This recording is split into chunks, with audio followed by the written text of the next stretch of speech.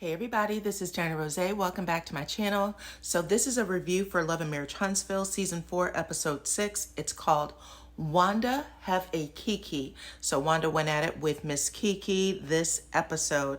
And I'm going to get to it in just a minute. But on Thursday, all kinds of allegations dropped about Miss Destiny. If you missed my last review, please check it out.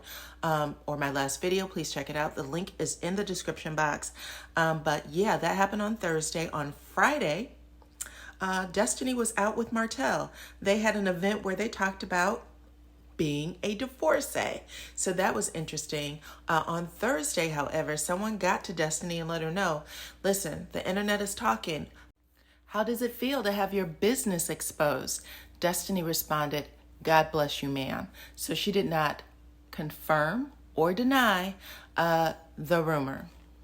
Miss Wanda also did a live a few hours before the episode dropped, and she basically sounded just a little bit remorseful about what was going to happen in the scene. She was like, well, I didn't know everything that I know now. Whatever, Miss Wanda. But yeah, and you guys, it does sound like Marceau admits to having an affair on Tisha. Somebody admitted it. That's how I thought I heard it for next week. We will see, but let's jump into this review right now.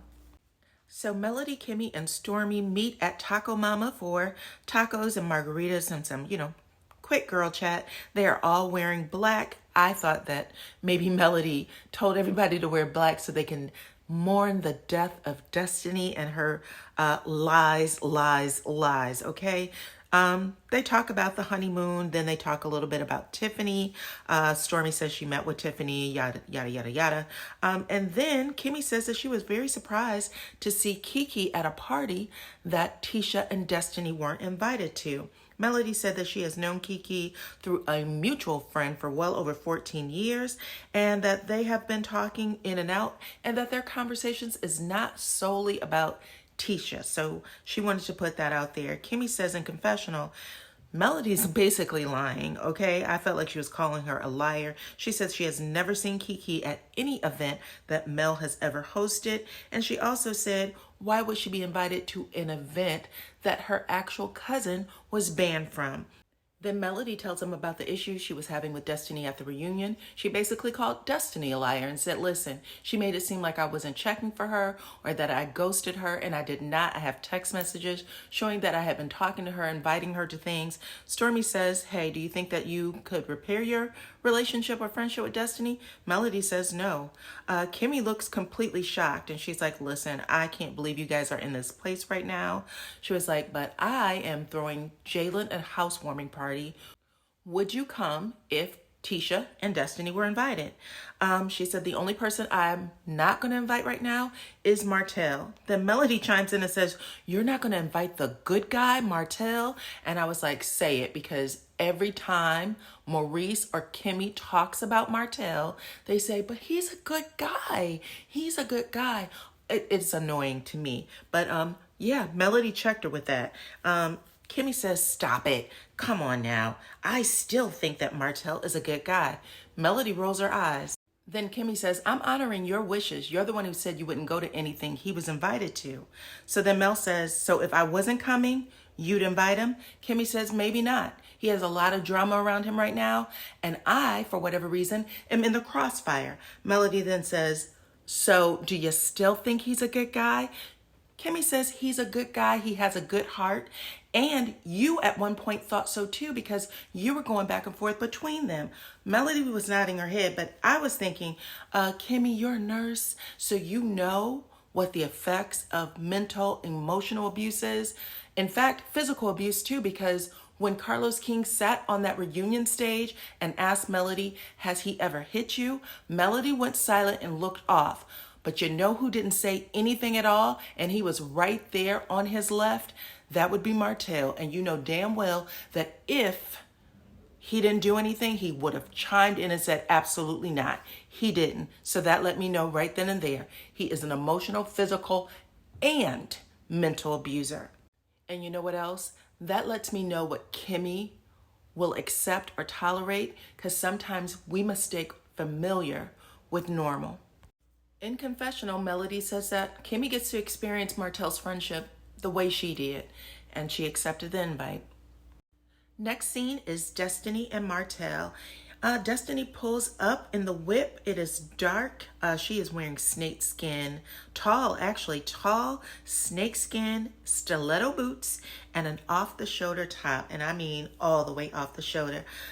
When Martell opens the door, he's like, "Ain't you cold?" Which I started laughing because I don't think she was going for "Ain't you cold?" It looks like she was going for, "Look, you look good, you look hot, you look sexy." But he asked, "Where's your coat?" And that you have too much skin showing. And I was thinking, well, that gotta hurt. You could have at least said you got a hot date after you leave here, because if hotel is telling you about your wardrobe that you're not wearing enough clothing, then you failed the mission. So in confessional, Destiny says that she's going to visit her longtime friend Martell to get some more insight on her fight with Melody. There in the kitchen, Martell is washing dishes, and Destiny recognizes a cheese cutter that she supposedly gave them for their wedding. Martell says, "Melody threw that cheese cutter out when she threw me out, okay? She said, your friend bought it, so you take it." And Destiny went, "Really?" "Yes, girl, really. Didn't you just go through a divorce? What did your husband tell you to take, okay, when he kicked your ass out?" Then Destiny says that she met with Melody and it didn't go well. And she goes, "And she called you the ops." Martell says, "She's trying to turn everyone against me." Destiny then says, in a very careful way too, "I can't expect you not to be friends with anyone from my situation." Anyone from your situation, girl, that was your ex-husband. You can use his first name. You can call him Mr. Williams. You can call him my ex. But why would you say from my situation? Like you're so far removed. Girl, it was ugly. Anyway, in confessional, Martell says that he's known Destiny longer than Mel has known Destiny. And he's not even sure that Destiny and Melody were really friends. We have heard this story about Martell and Destiny being friends for 20 plus years, at least 7, 8, maybe 10 times now.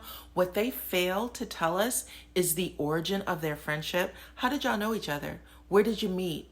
How did it happen? How did you remain friends for 20 plus years? I'd like to know. Why is it that your ex-wife never met that woman until 5 years ago? Crazy. Either way, another thing that was really odd is, Martell, you were the one who drew the line in the sand with Destiny first. When she came to you and was like, "You guys are really getting divorced," you said, "Remember, you were friends with me first." You also went to Tisha and Marcel. You apologized to them and said that everything that happened in the breakdown of your relationship or friendship with them was due to Melody. So you did the exact same shit. You tried to make her out to be the bad person. Now the shoe's on the other foot, you don't like it, when the fact of the matter is you are the bad person, asshole. Destiny then says that Melody ran away like she always does, that she was a real writer for Mel, and it's unfortunate that Melody chose to destroy their friendship. So Wanda visits Tisha at her house, and she said she's there for a check. She said, "I got my business license for my food truck. I'm ready to make the purchase. Where's Marceau?" Tisha said, "He is at Black. You can go check him there." Wanda said, "You know I'm on my way over there." She was like, "Anytime you come," wherever she's from, Bessemer, she said, "you usually are going to Black anyway, so, that's where you can find them." Then Tisha pretends to give Wanda business advice. "I can help you with the financial stuff, and you can talk to this person about that one." Womp, womp. Then Tisha lets her mother know that Melody did not invite her to her pajama party or Christmas party. Miss Wanda's like, the both of them actually are like, "Oh, I didn't know that you had a problem, or Melody had a problem with you." And I want to say that whoever produced this scene failed, because if you want to act like you're picking up from the reunion, then that's where you should have picked up in this conversation. Instead of having them pretend like they didn't know there was a damn problem, you should have made them address the fact that Tisha went backwards in her friendship with Melody. So I didn't like this scene at all. I thought they jumped the shark. They jumped the shark a minute ago, but this was a jump the shark scene. I wish you would have just not talked about it. They also talked about KeKe. Tisha said that KeKe's jealous of her, that she's always wanted her life, her home, her marriage, her whatever. And Miss Wanda co-signed it and said basically, never trust anyone who buys shoes that doesn't come in a box. That is a phrase I have never heard before. And for as crazy as Miss Wanda is, it's clearly a phrase that Tisha hasn't heard before either. Because she said, what? What does that mean? And she tried to explain it, and it still didn't hit. Okay? And that's how that scene ended. Then Miss Wanda goes and visits KeKe. KeKe has just moved into her place. There's moving boxes everywhere, and she serves Wanda some wine in some plastic cups. She said that her glasses are in a box. She doesn't know where. Wanda jumps right into it and says, yo, Tisha told me you were talking about her to those messy-ass women. They're not your friends, and that's a snake move. KeKe says, listen, you're the last person who should be calling anybody messy. However, I never did any of the things that you're accusing me of. And she also says, furthermore, you're jumping down my throat. What about your own daughter who shared my personal business to the same person? And at that time, I considered Tisha my best friend. Miss Wanda asked, when did that happen? She said about 4 or 5 years ago. Miss Wanda really acted like she was outraged. 4 or 5 years ago? Girl, as long as that was, Miss Wanda, 4 or 5 years ago isn't that long, especially when someone betrays you, okay? Girl, get over it. Anyway, KeKe didn't leave it there. She decided to get all the way in Miss Wanda's ass and say, you guys pit me and Tisha against each other. You always have, you and my daddy, which is Miss Wanda's brother, always using the J word, calling KeKe jealous of Tisha and what she has. And I was like, yeah, there's no way you can deny this, because we saw you do it with Melody's children and your grandchildren. You were literally saying that Melody's children were jealous of your grandchildren because of their grade of hair. So the second she said it, I was like, yeah, there really is no redemption here for Miss Wanda, because we all know she did it. Miss Wanda is trash. She has a very childlike mind.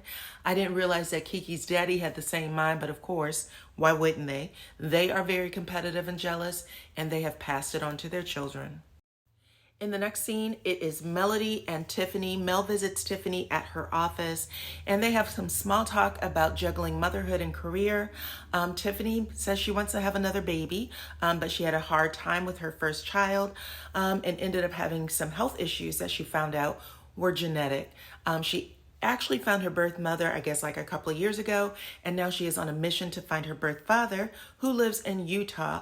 Melody says, listen, girl, if you need some help, I'll be happy to do so. I am a detective and I am good at finding out information. So Tiffany says, sounds like a good idea, and agrees to take Melody on the trip. So the last scene is Louis and Tiffany. Louis meets Tiffany at an Airbnb. Tiffany has a big setup of candle lights. She has a chef, a saxophonist. There's all kinds of stuff going on. And Biff is like, oh my God, baby, is this for real? He spins her around, starts drinking her all in. He thinks he's about to get some butt. Now, this is interesting because Tiffany, every scene has made it out like her and Louis be getting it in all the time. But according to Louis, in these upcoming scenes, Tiffany and Louis aren't doing anything together. So why did she lie? But anyway, I can only imagine why she lied. Let's just move forward. Anyway, Tiffany they're sitting down there, talking. And then Tiffany starts telling him, yo, had this conversation with Mel. And, I know you and I talked about going to Utah to find my birth father, but I'd like to make it a girls' trip.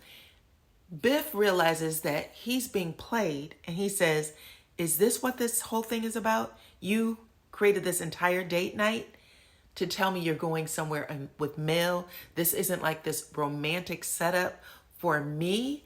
And he looked pissed. Tiffany tries to reel him back in and have this, fake ass dialogue. This dude is rolling his eyes, drinking his wine, and trying very desperately to say, Tiffany, get the hell out of my face with this shit. I don't even want to be on this show. You made me be on this show. Like, you can tell whatever is going on in his mind has nothing to do with what she's talking about. In confessional, which they tape at a very later date, he plays it a little bit to her, favor or advantage, and just says, of course I was hurt. I absolutely wanted to go with you because I'm your husband. I want to support you. However, I'm okay with you going with Melody. And that's how the scene ends, basically. So next week's episode looks like it's going to be fire. I cannot wait. You guys tell me what y'all thought of this episode. Please like, comment, subscribe, share the video, and I will see y'all on the next one.